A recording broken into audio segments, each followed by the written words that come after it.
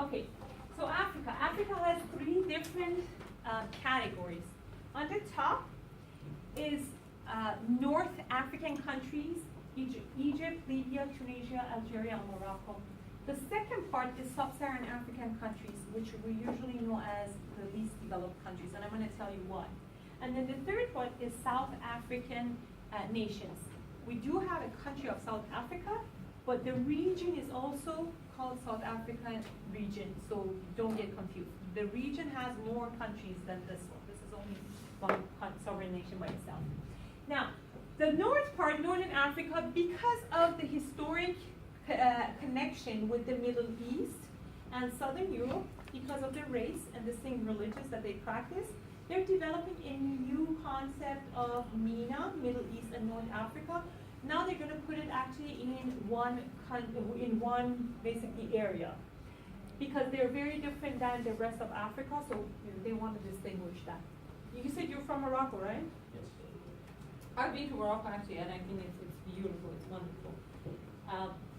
The second part is the Sub-Saharan African countries. Sub-Saharan African countries, first of all, if a country is landlocked, it's in disadvantage.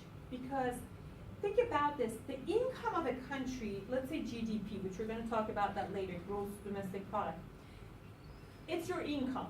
Now, part of the income is your import and export.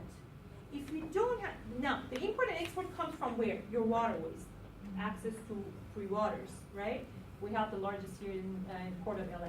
If you don't have access to water, it's cutting off actually a big portion of your income. Now, what do you have to do? You always have to go through the land, which is train or trucks. The problem is that you have to have a permission to go through the neighboring countries. If you don't have a good relationship with your neighboring countries, they will not allow you to do that. So you're basically they have a lot of control over your economy, and that puts you in disadvantage. And when you see here, there are a lot of African nations that are inside. They're landlocked. They're inside Africa. There are 23 countries, landlocked countries around the world. There are 3 double landlocked countries around the world. They're inside other landlocked countries. Now, if you have more countries, neighboring countries, it's actually better. If you're not working with one, at least you can choose the other ones to work with. If you're only working, you have only 1 or 2 neighboring countries, and you're in absolute disadvantage, because if they don't want to, they will block you. Just like the case of Mongolia. Mongolia is a large country between Russia and China, 2 superpowers. And Mongolia is full of resources, natural resources, minerals. So what they do, these 2 powers, because they want to show off their power to each other, they always, once in time, they actually take over. And Mongolia literally has no power, just because it's like literally sandwiched between 2 superpowers and has no access to anywhere around the world other than these 2 countries. So whatever they want to do, they can do with it. Now, a lot of Mongolians, actually 2 million Mongolians live in Mongolia, 3 million Mongolians live in China, which they're called Inner Mongolian people. So they leave the country. Now, Niger, this part, are very least developed part of one of the least developed parts of the world. Niger, by standards of World Health Organization, is in the bottom of the list. The reason is because, by their definition, if in 1 hour of access, walking or driving, you still don't get access to basic health care, that means the country is extremely least developed, the least developed country. And World Health Organization put Niger in that category. Niger falls in the bottom of the list because even within 1 hour of whether walking, driving, anything, they still don't get access to basic healthcare. And we're not talking about specialists or physicians. It could be midwife, it could be trained, actually, someone that is locally trained. Still, they don't get access to that. Many sub-Saharan African countries here, including Cameroon, they don't even have a specialist. They just have general physicians. For a specialist, for example, kidney transplant or something like that, you have to go to another country. You have to go to India. Mostly they go to India because it's cheap and it's advanced medically too. So, and also towards the south, South Africa is one of the most developed in this region. they look up to South Africa, but doesn't necessarily mean it's a very developed nation.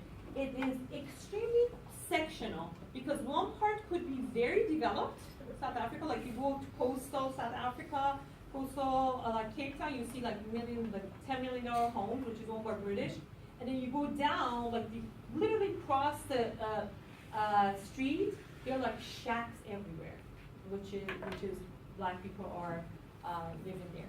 Government, the new government after Nelson Mandela took over 20 years ago, they started actually putting plans face by face to basically put these black people back into government housing.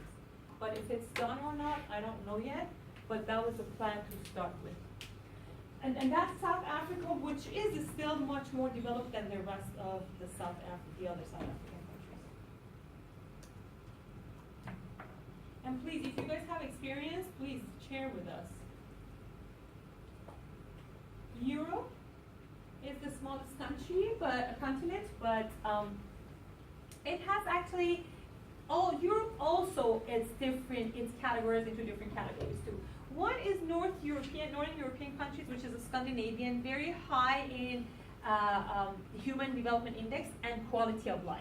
Those 4 countries are very high in quality of life, including New Zealand. Oceania. New Zealand always is comparable to those 4 countries. There is a Western European countries which are very strong economically, France, Luxembourg, Belgium, Germany, England. They're all very economically strong. Doesn't necessarily mean they're as a high quality of life as these countries they are. There is southern part, which because of their geographic location and the history they had, they're very close to Middle Eastern culture and North African culture. Literally from here to Morocco, it's like with boat you can go with less than an hour, right? 15 to 30 minutes by boat. Yeah, like I've heard like 20 or 30 minutes you can go by boat. So it's because of the geographic location, this southern part, southern Spain, southern Italy, Greece, Turkey, Bulgaria, these are all very Middle Eastern, North African cultures. And then there is East bloc of Europe, which they're all former communist nations. So therefore, they have very unique culture because they've been under communism for 70 years. So they have their own different culture too. North America, which also includes Central American nations too. Central American nations are part of the North American continent, okay? So Nicaragua, it's the poorest country in Central America. Do we have any Nicaraguan here? Because yesterday I was watching a Nicaraguan movie about the Sandinistas, which are basically guerrillas or the fighters of against the dictatorship, which was very interesting.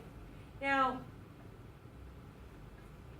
El Salvador, Panama, and Ecuador in South America are the 3 countries that don't have the authority over their own monetary policy.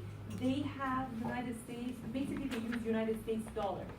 Canada is also using dollar, Hong Kong is using dollar, but those are Hong Kong dollar, Canadian dollar. That's just the name that they adopted, that's it. But the value is their own value, they have their own authority, they print their own money.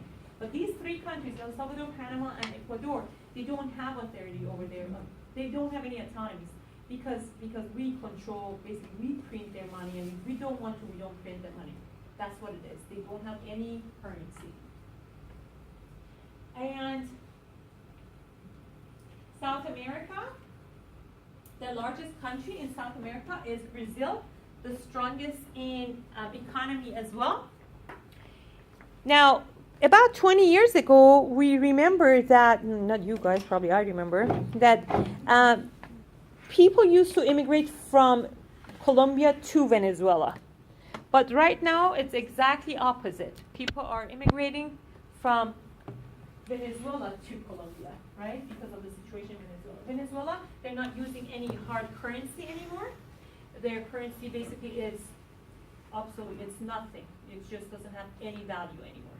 They use cryptocurrency. They use bitcoins if they have it. The rich ones who have it. If they have access to internet, they buy, they order stuff, they receive it. But other than that, inside the country, there is no such a thing anymore. There is no currency. It is the first time in the history of Venezuelan nation that people are losing weight due to malnutrition, not because of the diet. Brazil is part of the BRIC nations, Brazil, Russia, India, and China. In the year 2000, Jim O'Neill, managing director of Goldman Sachs, he came up with this acronym. He said, if you invest your money right now in year 2000 on BRIC nations, in any of the BRIC nations, in 15 years, you're gonna have a high return on investment.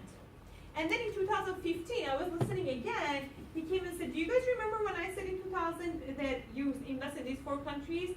Russia and Brazil disappointed me, just like kids who disappoint their parents. But India and China made me proud, just like kids who made their parents proud. So, not that Brazil and Russia didn't have the basic growth in the 15 years. They did, not as much as he expected, he forecasted. So that's as far as Brazil. Chile has one of the highest human standards in entire Latin America, which is actually many times when you look at the index is comparable to Scandinavian countries. The life standards of life as far as like healthcare system, education and all that, Chile is one of the highest ones. Oceania, it includes Australia, New Zealand, Kiribati. One of the interesting fact about New Zealand is that there's more sheep in New Zealand than humans. So when you go to the country, you see more sheep than humans. And then Australia, I don't know if you guys know that or not, but Australia is the country that about 30 years ago they have ozone layer like hole that was broken. So that's why the sun rays are very direct in Australia. That's why bathing suits, they're all like long sleeves and long pants in entire Australia. If you want to go like buy bathing suits over there, it's always like that. Antarctica, as I said, it doesn't have a governing body, doesn't have administration, doesn't have anything. Any country can go there, they can have facilities, they're just recognized by their flags, and it's only for the purpose of research and development. Now, this is interesting part. How many countries do you guys think is in the world? As a matter of fact, there is no unanimous agreement that how many countries are around the world. Why? Because there's always dispute. Some cultures, some countries, based on their location, history, whatever they have, political system believe there's 196, some believe it's 195, and some believe it's 194. Now, the dispute areas of the world, these are the three main dispute areas of the world. Taiwan, Kosovo, and Palestine. Taiwan. Basically, Taiwan is, in 1960s, United States had an agreement with China not to recognize Taiwan as an independent sovereign nation. Always recognize Taiwan as an autonomous region of China. So Taiwan does not have its own representative in the United Nations, although they have completely different systems. They have their own political system, which is different than China. They have their own economic system, which is different than China. So they have their own election, everything is different than China. But it's not a sovereign nation, it's always falls under China, which is autonomous region of China. Their passport also says, what is People's Republic of China, one is China, or People of China. So it's just one word different that they have in their passport, but both is called China. Kosovo is actually in Central Asia, Central Europe. It's one of the former Yugoslavian independent countries. All the Eastern Bloc, when they fall apart, Soviet Union became 15 countries. Czechoslovakia, 2 countries, Czech and Slovakia, and then Yugoslavia, 7 countries. This is part of the former Yugoslavia, communist Yugoslavia. When they collapsed, this is part of it. Now the dispute is over Bosnia and Herzegovina and Serbia, that they want to take Kosovo over, and it's been fight for a very long time. But it has not been until last year, and Kosovo wants to have its own independence anyways. So until last year, United States recognized Kosovo as its own independence, but it's not being finalized or admitted in United Nations yet. And last but not least, the longest in the contemporary history, the dispute over Palestine, right? Which is basically some countries, depending, again, textbook, it's very important. In some part of the world, the textbooks never actually mention Israel, they call Palestine. in the other parts of the world, the textbooks never mention Palestine, they mention Israel. So that's how people are raised, and that's what they know. Now, my own, as I said, I'm Persian, I'm Iranian, and I'm married to an Arab. Now, our sensitive area is very much Persian Gulf. Let me show you guys, which is a map of the world. This is Persian Gulf, right? This is Iran, and this is Persian Gulf. So Persian Gulf is extremely important for the world and all of that. And we're very sensitive about it. When I married him, and I met him and his friend after we got married, I've heard that they keep saying Arabian Gulf, and I was like, went off. Because this is, don't mess with us over Persian Gulf, that's ours. So I jumped, like, what are you guys talking about? That's Persian Gulf, excuse me, and everybody in my house, excuse me, that's ours. So they actually started telling me, and my husband was like, don't do this in front of me. But what one of his friends explained to me was that, listen, the first time in my life that I've heard Persian Gulf was when I came to the United States. He said all my life, the entire Arab countries, Arab worlds, in their textbooks, primary, secondary, in media, anything, they always call this one Arabian Gulf. So that's how I figured out, wow, how different textbooks could be. The first time they all, including my husband, heard about the word Persian Gulf was in the United States from the media. And they were looking like, where is Persian Gulf that we've never heard? And then they're like, this is Arabian Gulf we knew. No, it was Persian Gulf. So I even went with my husband to an Arab museum, and with like a group of people, organization, they're carrying us, and it was a huge rock that, it was like historical, has historical basically values. And in the rock, it was map of the world. And big, it wrote Arabian Gulf. You couldn't just stop me. I had to jump and correct the person, the guide, this and this, and my husband's like, oh my God, these are all my people, don't do it here. I'm like, excuse me. No, you guys don't say. We Persians are extremely sensitive over that Gulf. Don't call that Gulf. It's like you call California, I don't know, part of Russia.